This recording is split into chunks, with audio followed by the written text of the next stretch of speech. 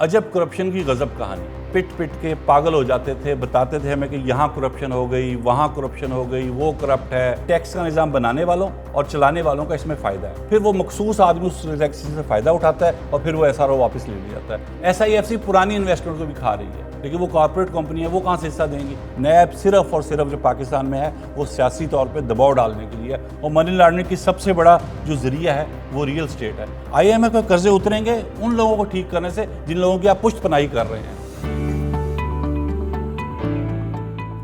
السلام علیکم۔ میرے اندر کوئی پھیلا ہے وبا کی مانند، میں کسی اور کا بیمار نہیں ہو سکتا۔ مجھے اپنا یہ شعر آئی ایم ایف اور پاکستان کے تعلق کی وجہ سے یاد آیا ہے۔ آج کا یہ ہمارا مختصر programme I M F special ہے۔ عجب کرپشن کی غضب کہانی۔ کچھ سال پہلے تک پاکستان کے تمام ٹی وی چینلز کا یہ فیوریٹ ٹاپک تھا۔ اینکرز چینل پہ بیٹھتے تھے اور پٹ پٹ کے پاگل ہو جاتے تھے، بتاتے تھے ہمیں کہ یہاں کرپشن ہو گئی، وہاں کرپشن ہو گئی، وہ کرپٹ ہے، اس ادارے میں یہ ہو گیا، فگرز کے ساتھ بتاتے تھے، وزیروں کے نام تک لیے جاتے تھے۔ لیکن جب سے یہ ہائیبریڈ رجیم آئی ہے، پاکستان میں سے کرپشن لگتا ہے ختم ہو ہی گئی ہے، کم از کم مین سٹریم چینل کی نظر میں تو بالکل ختم ہو چکی ہے، کوئی خبر نہیں آتی ہے وہاں۔ اور بڑھتے بڑھتے اب بات یہاں تک پہنچ گئی ہے کہ حکومت کا دعویٰ ہے کہ پاکستان ترقی کر رہا ہے اور مہنگائی اس وقت تاریخ کی کم ترین سطح پہ ہے۔ ہم حکومت کے دعووں کو اسی دن سچ مانیں گے جب ہمیں عام آدمی کی زندگی میں ان دعووں کا ریفلیکشن نظر آئے گا، مطلب روزگار بڑھے گا اور عام آدمی جو کما رہا ہے اس میں اس کا گزارا ہونے لگ جائے گا۔ ابھی ہم اسی قسم کے خواب دیکھ رہے تھے کہ پاکستان میں شاید یہ دن آنے والے ہیں کہ ایسے میں آئی ایم ایف کی ایک رپورٹ آ گئی ہے۔ رپورٹ پاکستان کے مالی معاملات اور کرپشن کے بارے میں ہے۔ حکومت کے دعووں کی کلی کھول کے رکھ دیا اس رپورٹ نے۔ سمجھیے کہ حکومت نے جو بڑا جس کو کہتے ہیں گڈ گورننس کا، کہ رشوت ختم ہے، پاکستان ترقی ہو رہی ہے، مہنگائی ختم ہے، سمجھیے ایک جو غبارہ پھلایا ہوا تھا مصنوعی سا، اس غبارے میں سے ہوا نہیں نکالی، اس کو پھاڑ ہی دیا آئی ایم ایف نے۔ میں آپ کو چیدہ پوائنٹس بتاتا ہوں، سنیے کہ وہ کیا کہتے ہیں۔ آئی ایم ایف کہتی ہے کہ پاکستان میں ٹیکس کا نظام بہت پیچیدہ ہے، اور وہ اس لیے پیچیدہ ہے کہ ٹیکس کا نظام بنانے والوں اور چلانے والوں کا اس میں فائدہ ہے۔ پھر وہ کہتے ہیں کہ پاکستان میں ایک بیماری ہے ایس آر اوز کی۔ ایف بی آر ایک ایس آر او جاری کرتا ہے۔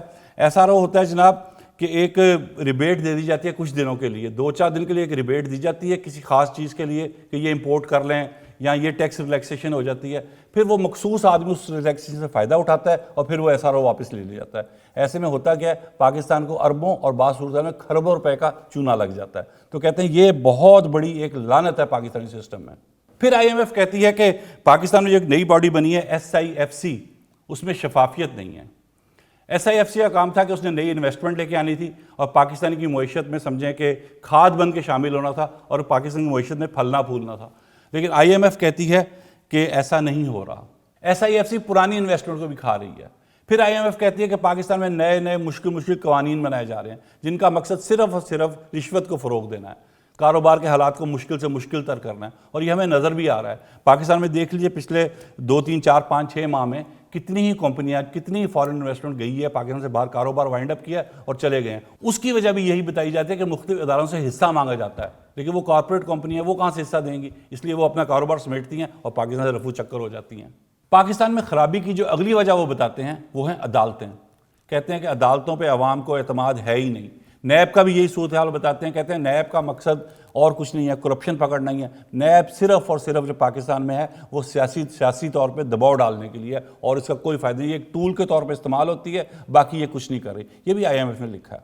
آئی ایم ایف کے مطابق خرابیوں کی ایک اور بڑی وجہ اعلیٰ سطح کے افسران ہیں۔ یہ جو گوشوارے جمع کراتے ہیں انہیں تصدیق کے بغیر منع تسلیم کر دیا جاتا ہے، اور ظاہر ہے گوشوارے صحیح نہیں ہوتے ہیں۔ یہ اندر گوشواروں میں لکھا ہوتا ہے کہ جناب میں 10 مرلے گھر میں رہتا ہوں، میں بھائی کے ساتھ رہتا ہوں، میں اپنے باپ کے بنائے ہوئے گھر میں رہتا ہوں، حالانکہ صورتحال ہے کہ محلوں میں رہتے ہیں، ان کے فارم ہاؤسز ہوتے ہیں، ان کے ملک سے باہر بھی کاروبار ہوتے ہیں، ان کے بچے باہر پڑھ رہے ہوتے ہیں، ایسا کوئی ذکر نہیں ہوتا ہے۔ اگر ان پہ چیک ہو تو پاکستان میں کرپشن بہت تیزی سے نیچے آ سکتی ہے۔ اس کے بعد آتی ہے منی لانڈرنگ۔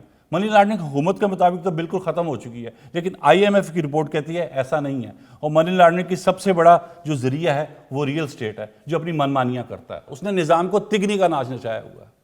یہ کچھ باتیں ہیں جو میں نے آئی ایم ایف کی رپورٹ سے آپ کو پڑھ کے سنائی ہیں۔ اب ان باتوں سے آپ مجھے یہ بتائیے، ان میں کہاں کسی عام آدمی کا ہاتھ ہے؟ ہر خرابی کی وجہ اشرافی ہے، کوئی کہیں کوئی عام آدمی اس رپورٹ میں نظر آیا کہ اس نے یہ خرابی پیدا کر دی ہو، میرے یا آپ جیسوں کی وجہ سے کوئی خرابی پیدا ہو گئی ہو؟ نہیں، کہیں بھی نہیں ہے. ساری وجہ بتائیے کہ یہ یا تو سرکاری افسر نے یہ کیا ہوگا، ظاہر ہے آبویسلی بات ہے، یا کسی سیاستدان نے کیا ہوگا، یا کسی ادارے کے بندے نے کیا ہوگا، یا پھر کسی بزنس مین نے کیا ہوگا. عام آدمی کا اس کا کوئی عمل دخل نہیں ہے اس میں کسی بھی خرابی میں. تو یہ خوشکن بھی ہے بات صورتحال کہ اگر کوئی بندے کی پتر حکومت آ جائے، کوئی ایسا بندہ آ جائے جو ان اشرافیہ، جو مٹھی بھر لوگ جتنے بھی ہیں ان کو نکیل ڈال سکے، تو پاکستان کے حالات یوں بدل سکتے ہیں. لیکن ایسا بندہ آئے گا کب؟ ہمارا نظام ایسا بندہ آنے کیوں دے گا؟ ہمارے نظام کو فکر ہے صرف اور صرف غریب آدمی کی. وہ یہ دیکھتا ہے کہ وہ کہاں کہاں کیا کیا غلط کر رہا ہے. آئیے آپ کو دکھاتے ہیں کہ وہ کیا غلط کر رہا ہے اور حکومت اس پہ کیسے ریئیکٹ کر رہی ہے. یہ بیچارہ کوئی ریڑھی والا ہے، غالباً چھلیاں بیچتا ہے، اور یہ عوام ہے. اور یہ 5-6 لوگ ہیں جو اس کو اٹھا کے ٹرک میں ڈالنا چاہتے ہیں، یہ حکومت ہے. اب آپ خود دیکھیے کہ عوام کے ایک نمائندے سے کتنا بڑا گناہ ہو گیا ہے کہ وہ ایک ریڑھی پہ اپنی روزی کمانے کے چکر میں سڑک پہ نکلا ہوا ہے.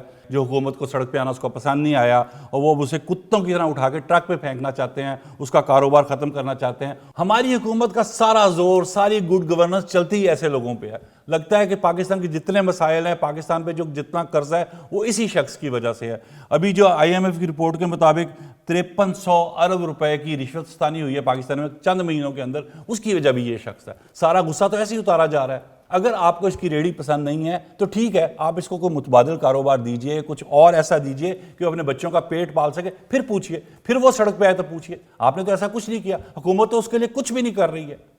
میری اپنی حکومت، عدلیہ، اداروں سے ایک درخواست ہے کہ اس کو ٹھیک کریں ضرور، لیکن اس کے ٹھیک ہونے سے ہمارے IMF کے قرضے نہیں اترنے ہیں. IMF کے قرضے اتریں گے ان لوگوں کو ٹھیک کرنے سے جن لوگوں کی آپ پشت پناہی کر رہے ہیں.